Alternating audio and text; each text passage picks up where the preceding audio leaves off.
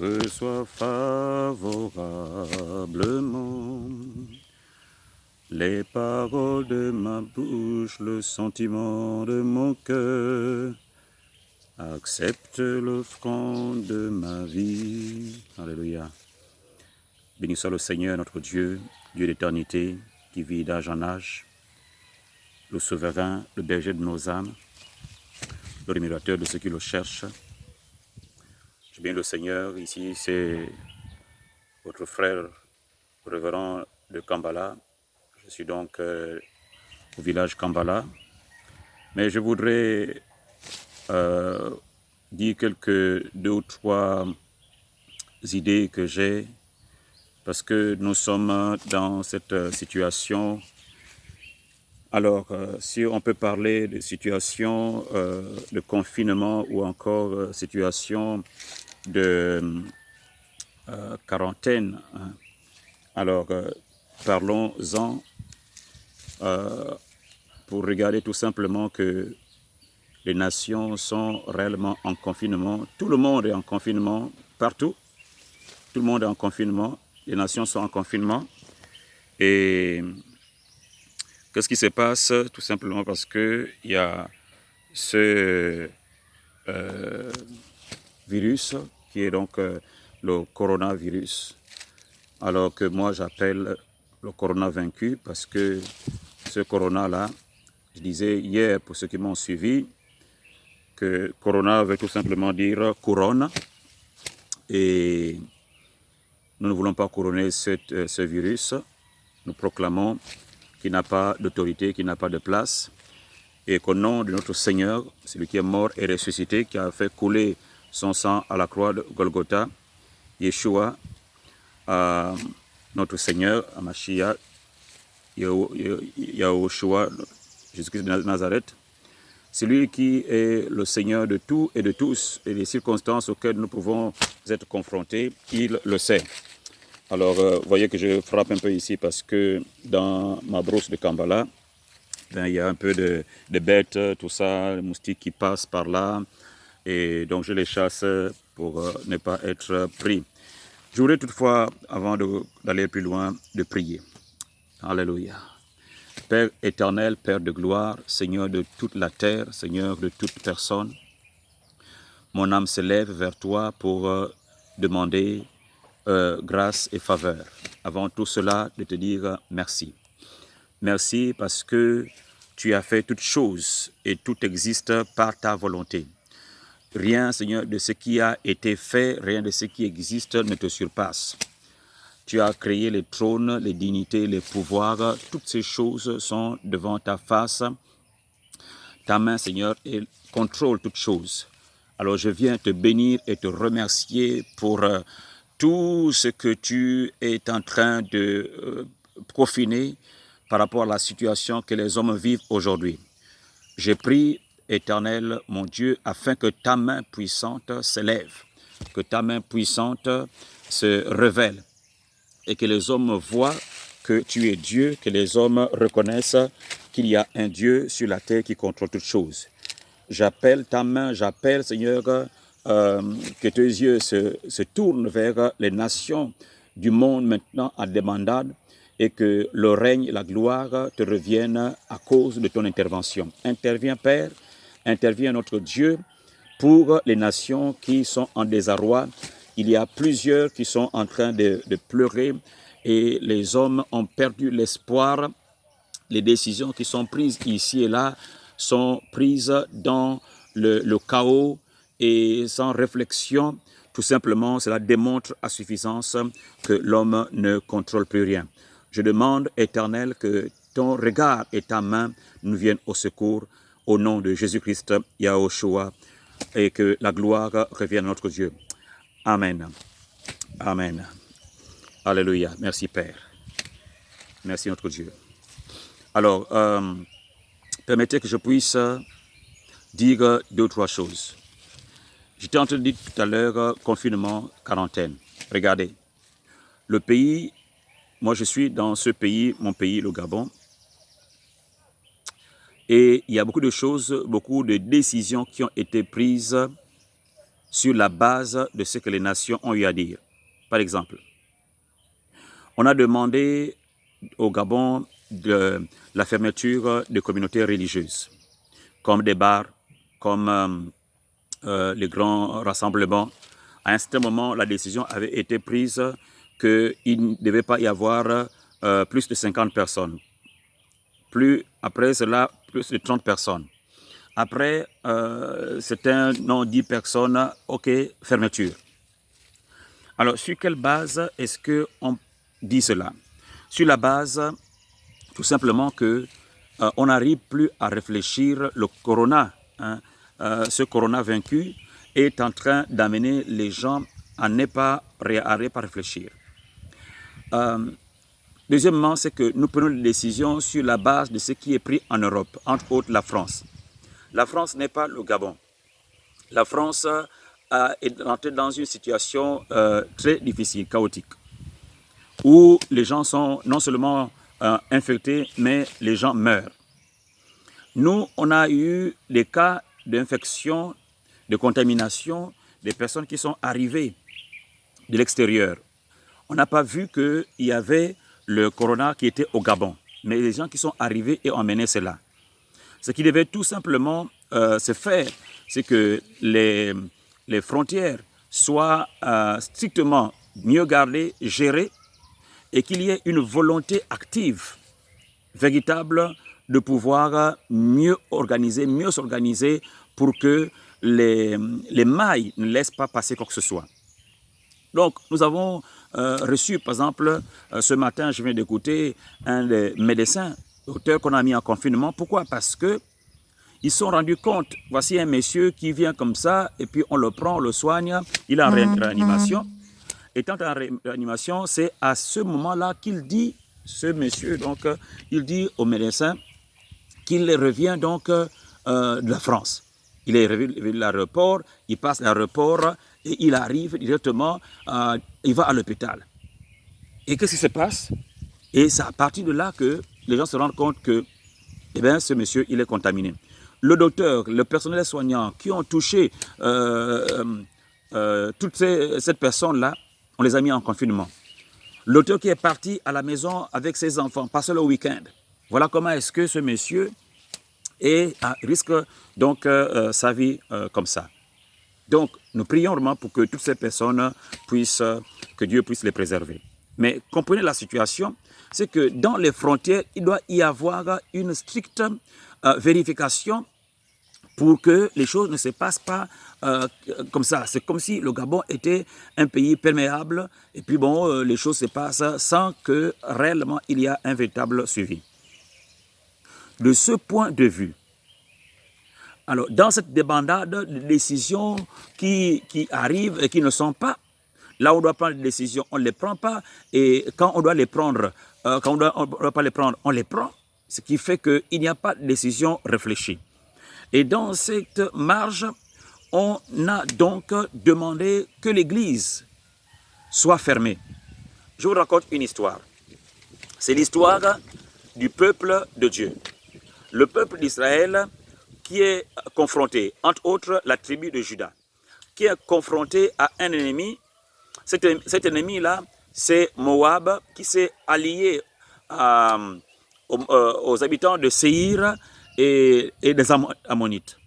Alors, ils forment un peuple, une armée nombreuse, une armée très grande, à tel point que Israël savait que réellement sa fin était là, si elle pouvait compter humainement. En ce temps-là, il y a un roi qu'on appelle Josaphat. Josaphat, c'est le roi de Juda. Alors, qu'est-ce qu'il fait? Le matin, il se lève et il fortifie le peuple. Il dit, comptez sur la parole de Dieu, comptez sur les serviteurs de Dieu et que ne vous effrayez pas. Et bien sûr, il y a une prophétie qui arrive là. Le matin, qu'est-ce qui se passe? Ils vont décider sur la base prophétique, sur la base de ce qui s'est passé. Ils vont donc décider de mettre les chantres devant et l'armée derrière. Et quand les chantres sont devant, ils vont commencer donc à louer l'Éternel en disant que ta bonté, ta miséricorde dure à toujours. Dieu qui protège Israël, car ta miséricorde dure à toujours. Et toute la foule, que ce soit l'armée ou tout le monde, les gens répondaient car ta miséricorde dure à toujours. Et en ce moment-là, au moment où les chants étaient en train d'être élevés, alors il y a eu quelque chose d'extraordinaire. C'est que Dieu a mis en embuscade l'armée de Moab, Ammonite et du mont de Séhir, ce qui a fait que entre eux là-bas, ils se sont entretués. Ils se sont entretués et quand Israël finalement est arrivé, ils sont allés sur les dépouilles pour prendre l'héritage qui était là. Donc, qu'est-ce que je veux dire ici? Je veux dire que Dieu reste le Dieu qui arrête les situations difficiles. Nous sommes aujourd'hui, Corona vaincu, nous sommes aujourd'hui dans une situation où ce virus est en train de nous amener dans une situation, un conditionnement difficile. Je suis en train de voir, et non seulement, c'est-à-dire en train de regarder le monde qui s'effondre, l'économie du monde qui s'effondre. Qu'est-ce qu'il faut faire? Fermer l'église, tandis que l'église est le rempart où les gens doivent prier. Le gouvernement, je comprends que le gouvernement est là pour prendre certaines décisions. Mais des décisions qui sont prises de manière active, sans consulter. On devrait demander aux religieux en disant, écoutez, voici les décisions que nous sommes en train de faire. Mais nous savons que dans cette décision, dans ce mouvement où nous sommes dépassés, Dieu, le souverain qui a créé toutes choses, il est le seul qui puisse alors intervenir. Qu'allons-nous faire? Et l'Église, avec le gouvernement, devait trouver des stratégies pour mettre des stratégies de lutte. Parce que c'est ce que nous sommes en train de voir. On voit que même les personnels soignants sont contaminés. Ce qui veut dire tout simplement qu'on ne peut pas se confier qu'à la science seule pour dire que ça peut éradiquer le mouvement du virus. Non. Le virus, c'est un adversaire invisible.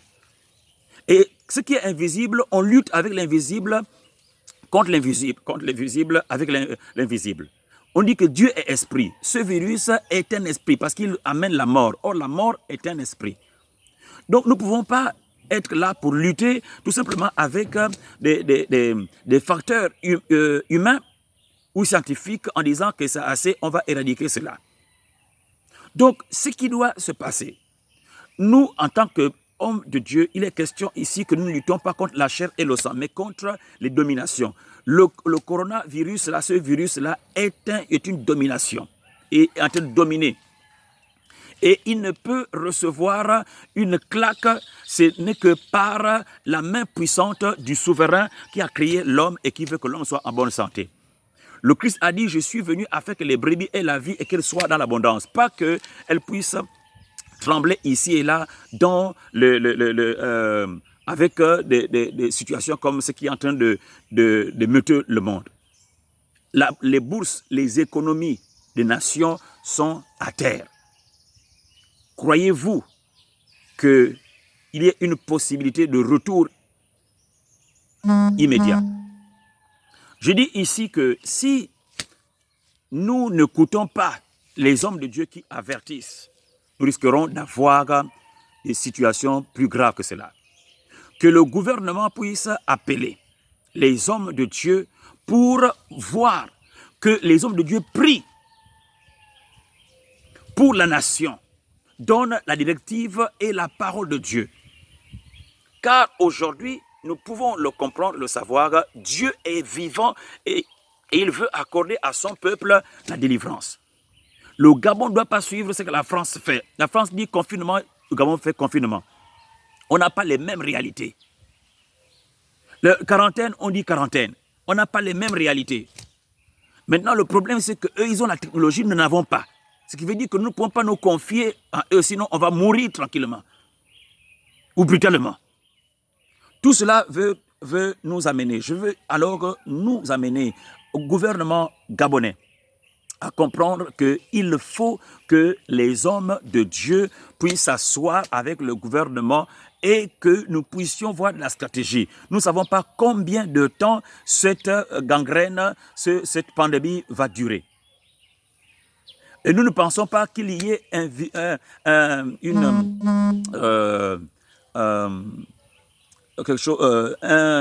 antidote de cela, maintenant, scientifiquement parlant. Non. Il n'y a pas de vaccin donc à cela. Il n'y a pas de vaccin. Ce qui veut dire tout simplement que si nous ne prenons pas des mesures où on se confie au véritable Dieu qui a créé l'atmosphère, qui a créé le vent, et qui a créé l'air, qui a créé l'homme. Parce que le virus se transmet par des matières spirituelles, autrement dit, invisibles et visibles, matérielles et immatérielles. Or, celui qui est dans le matériel et qui est dans l'immatériel, ce n'est que Dieu qui a, lui, la capacité et la possibilité d'arrêter toute chose. Donc, nous ne pouvons pas rester là en disant, bon non, nous prenons la situation en main. Nous ne prenons, le gouvernement ne peut pas avoir la situation en main. Ils ont des annonces, hein, les annonces sont données ici et là, mais le confinement véritable, celui qui peut confiner le virus, ce n'est que Dieu, qui peut l'arrêter, l'encercler et le mettre quelque part en disant, tu ne bouges plus, ce n'est que Dieu. Alors, chers membres, dirigeants de la nation gabonaise, il est important maintenant que des choses sérieuses soient prises. Parce que si le peuple gabonais meurt, ce n'est pas les autres à l'étranger. Pour eux, ça va être juste des nombres. Un tel nombre est mort au Gabon. Mais c'est nous qui payerons, alors c'est nous qui serons endeuillés, c'est nous qui serons dans une situation tout à fait difficile. Et vous le savez très bien que le corona, il ne touche pas que les pauvres, il touche tout le monde. Il entre, le vent ne touche pas, le vent ne passe pas que chez les pauvres, le vent passe partout. Donc ce qui est important, c'est que nous sommes tous dans le même bateau et nous devons décider. Il ne s'agit pas ici qui a l'argent, qui n'a pas l'argent. L'argent, on s'en fout de cela parce que l'argent, si quelqu'un meurt, ça n'a plus de valeur. Les titres, ça n'a plus de valeur. C'est une décision, ce sont les décisions sages qui doivent être prises pour que le pays soit sauvé. Donc, je demande que réellement une décision soit, des décisions sages soient prises et que l'Église puisse se mettre à genoux. L'Église puisse se mettre à genoux. Peut-être on peut dire oui, l'Église, les pasteurs peuvent demander à chacun de prier chez soi. Nous l'avons déjà fait. Nous l'avons déjà fait. Nous demandons à chacun de prier. Mais il est important à un certain moment qu'une stratégie soit mise en place pour que l'Église met en prière véritable pour éradiquer et dire stop à cette pandémie et de booster cette pandémie hors de nos frontières. Que Dieu bénisse l'Afrique et que Dieu bénisse le Gabon. Et qu'il mette autour de cette nation une muraille, en sorte que toute forme de flèche qui parcourt en plein midi soit nulle et sans effet sur le peuple gabonais. Que le Dieu qui a créé le Gabon relève le Gabon. Que le Dieu qui a créé l'Afrique relève l'Afrique et qu'il ait pitié du monde. Je vous remercie en espérant que cette parole va tomber dans les oreilles de dirigeants de notre nation et de tous les décideurs, aussi religieux que gouvernementaux et autres, pour que réellement cette pandémie puisse avoir une riposte. Et la riposte ne peut être que spirituelle. Et plus maintenant, je dis, la riposte est spirituelle et après scientifique et comportementale. Alors, je bénis le peuple gabonais et que la gloire soit à notre Dieu à jamais. C'était donc votre frère, le révérend Dikout Dikambala. À bientôt. Bye bye.